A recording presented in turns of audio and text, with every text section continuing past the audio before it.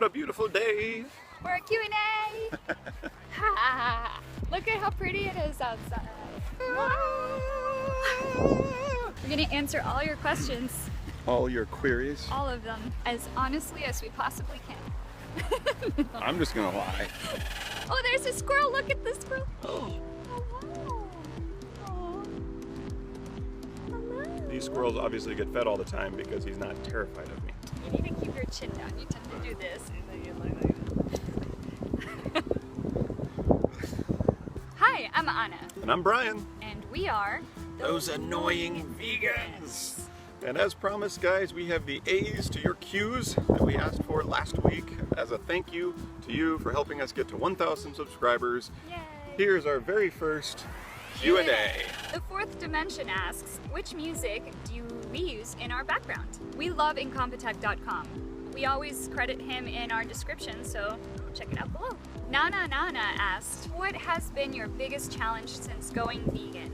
And also the years that Anna was vegetarian. I would say that the biggest challenge since going vegan is probably maintaining the same relationships, either with friends or family or both, or coworkers, whomever, because I think people tend to take the topic of veganism very personally and or treat one differently once they've made the switch. Oh, now that Brian's vegan, I'm still the same person that I was before.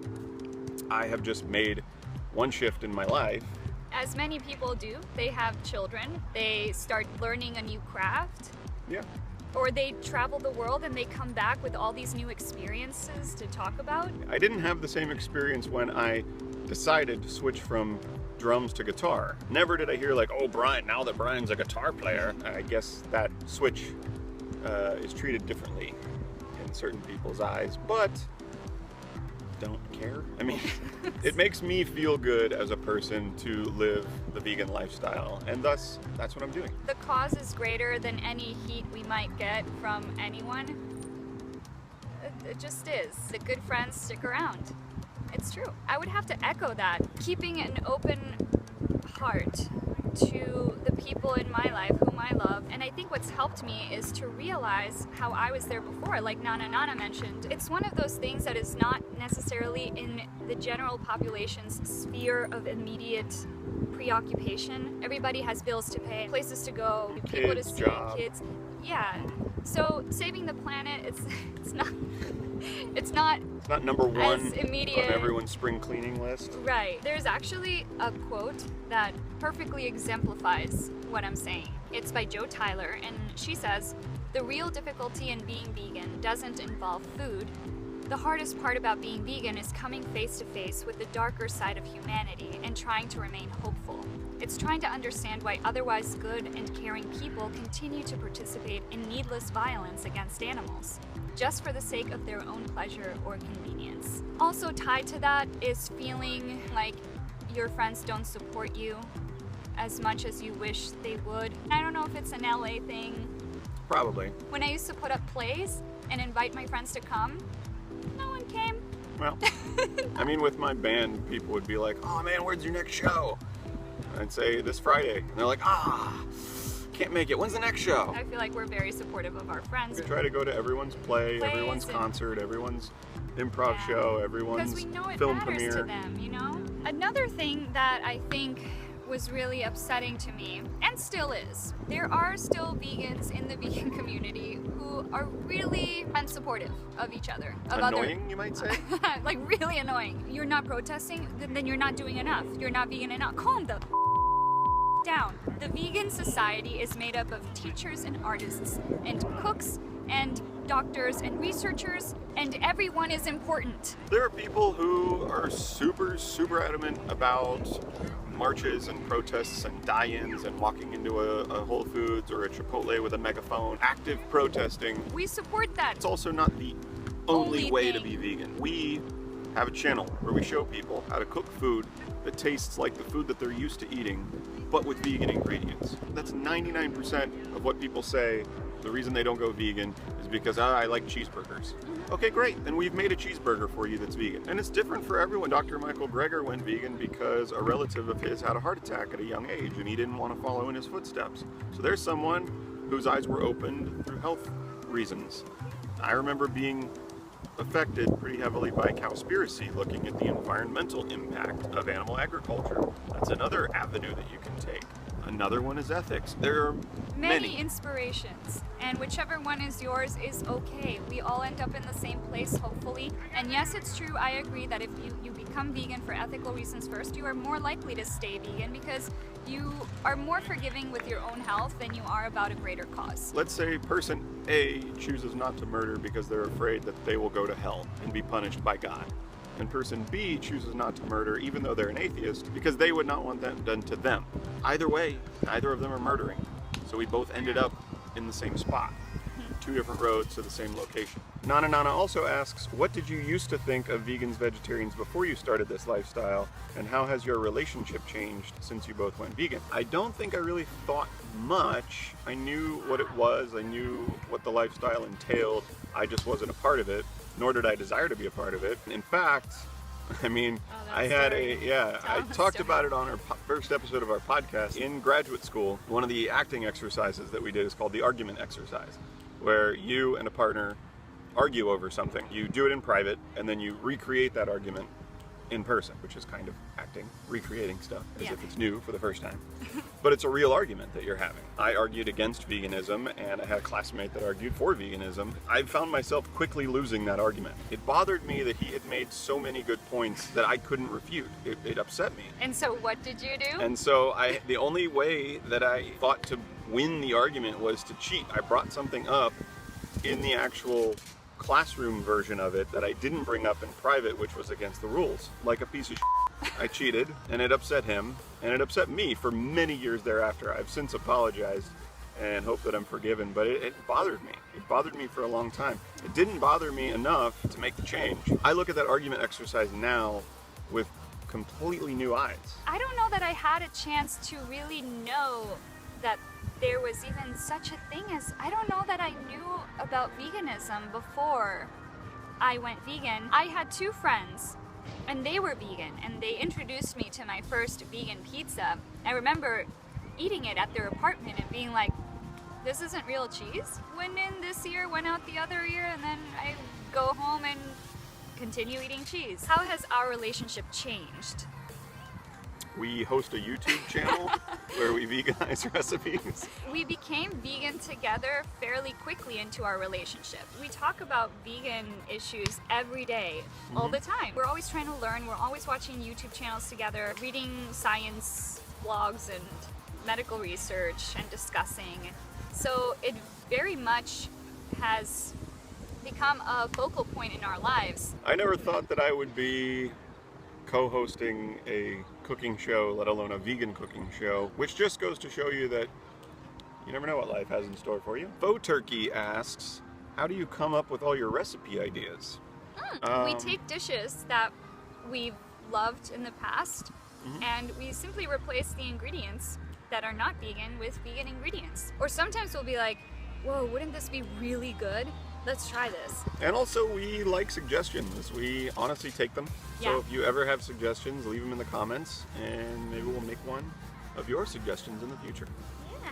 Tom Chan asks, who are your favorite vegan YouTubers and have you actually met anyone in person and who would you like to meet? Ooh, I love the Vegan Bros. They're inspiring people all over the world to go vegan. And we've actually met them already. We met them at the Vegan Street Fair. I also want to meet Bonnie Rebecca. She's lovely to listen to. Happy and motivating and encouraging. And I like how she takes you into her life. Next thing you know, you're swimming with her in the ocean, or you're eating breakfast with her, or you're in the grocery store. I don't know, I kind of like that. It takes me away a little bit. We've always liked Mike the Vegan. We love his approach of just science because we're huge science geeks. And the great thing about Mike the Vegan is we're actually going to meet him tomorrow. As luck would have it. As luck would have it.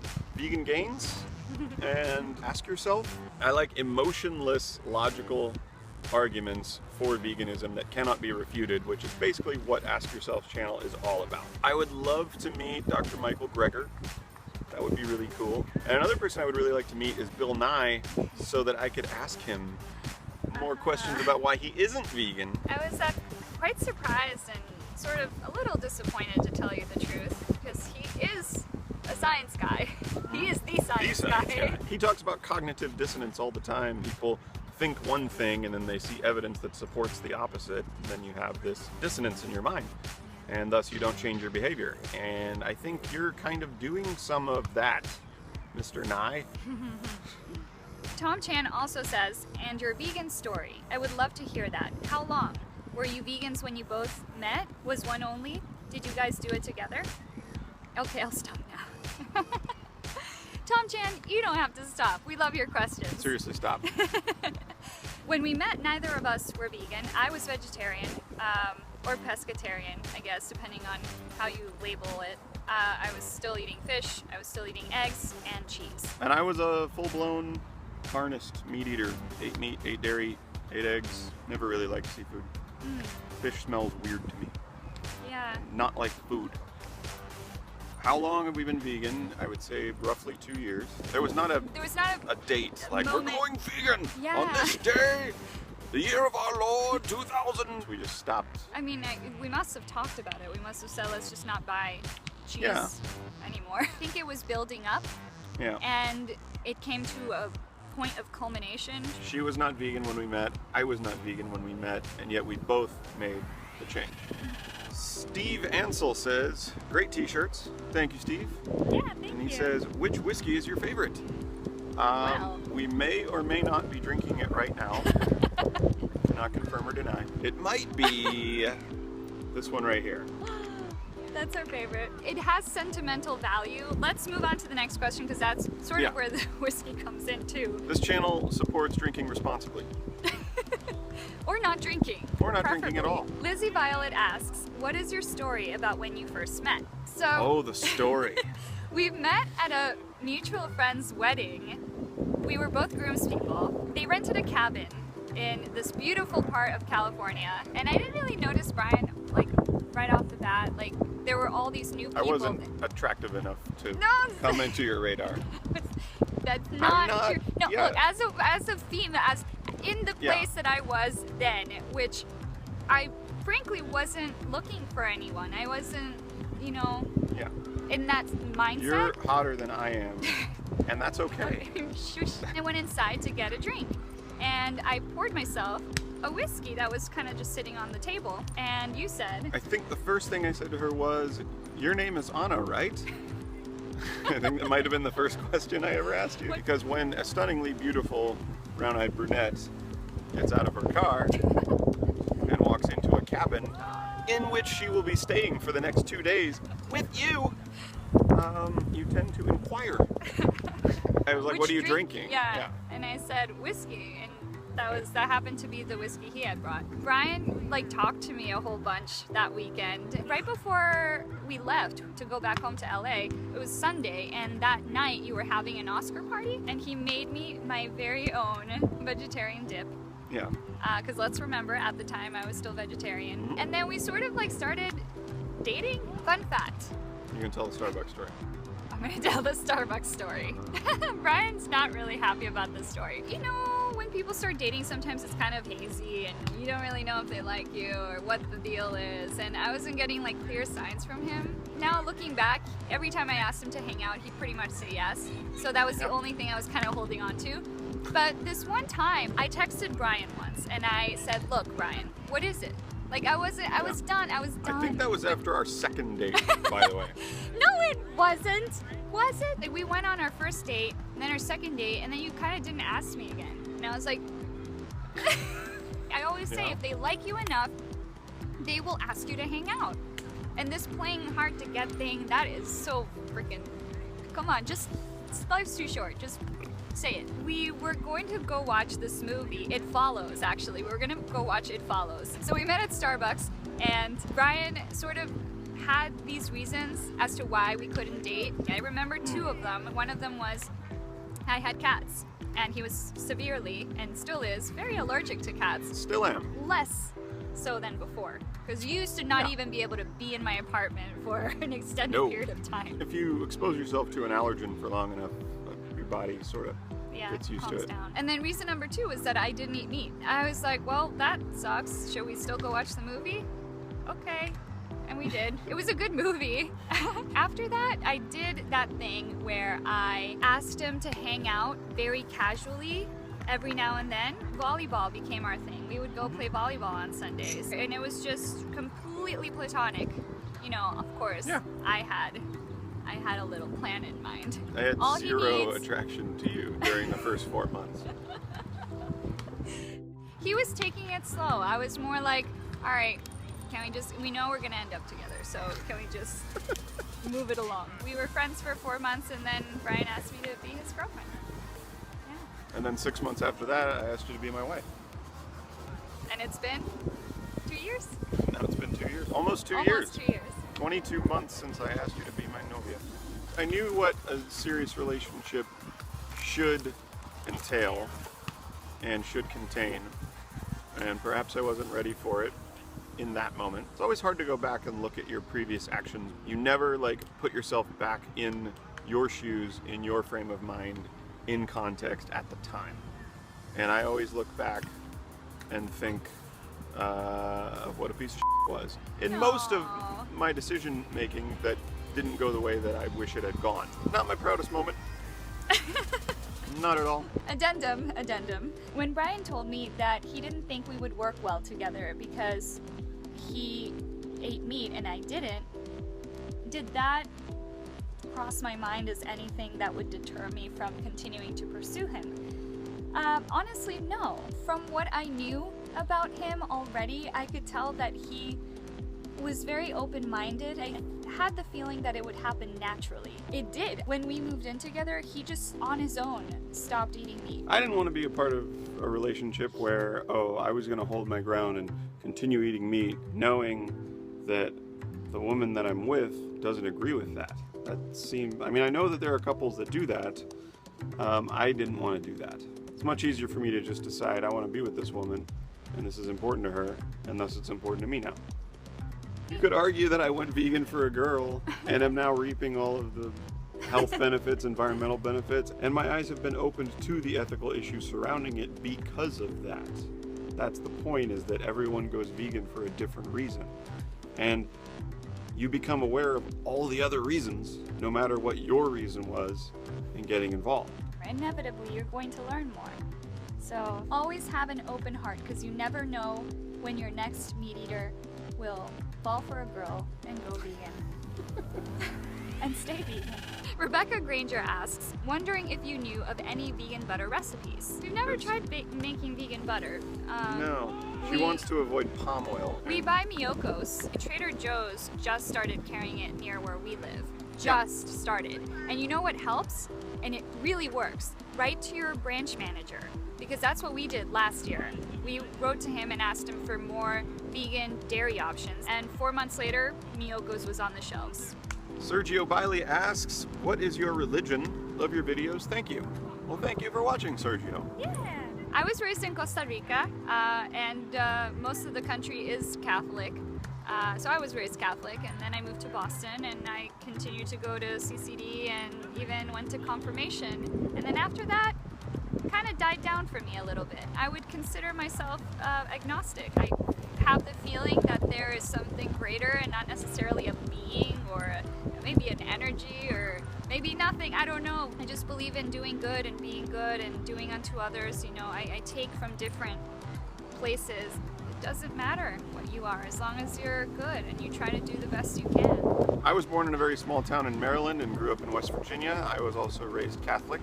I sort of take the good ideas from religion and dismiss the bad ones. I think I would fall in the agnostic category as well, or as Jim Jeffries calls us, those wishy-washy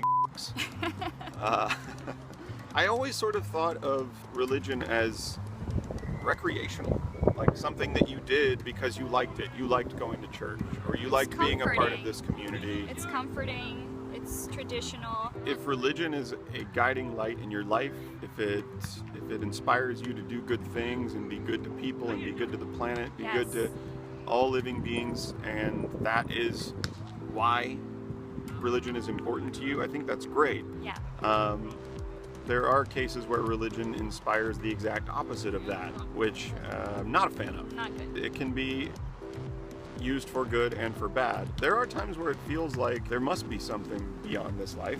I would like there to be something beyond this life. I think we would all like there to be something beyond this life. But what if there isn't?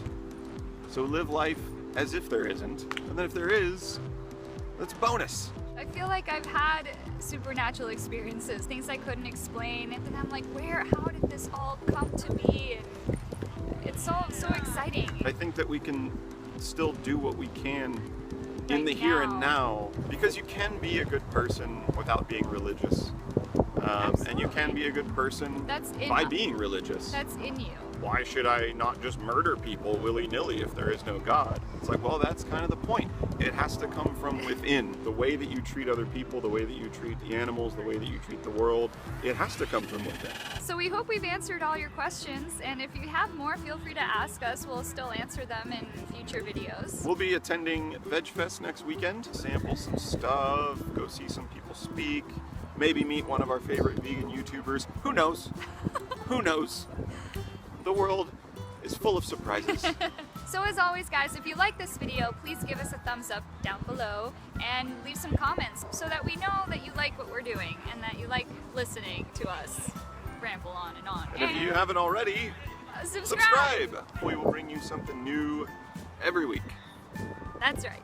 We will have our online store set up Yes. ASAP. Yes. But if you would like one of our t-shirts, please send us an email and we will make sure to get one to you. And also thank you, Christy, for our very first Patreon donation. We really appreciate it. So hopefully we're building up to upgrading our camera rig. That'll be awesome. Bye!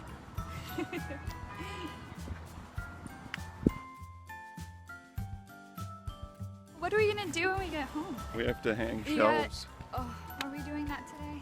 We have to. When else are we gonna do it? Ryan wants to do the shelves today. When else are we gonna do it? I know, we have to do the shelves today. I'm always excited about home improvement, except when I forgot that we had to do it.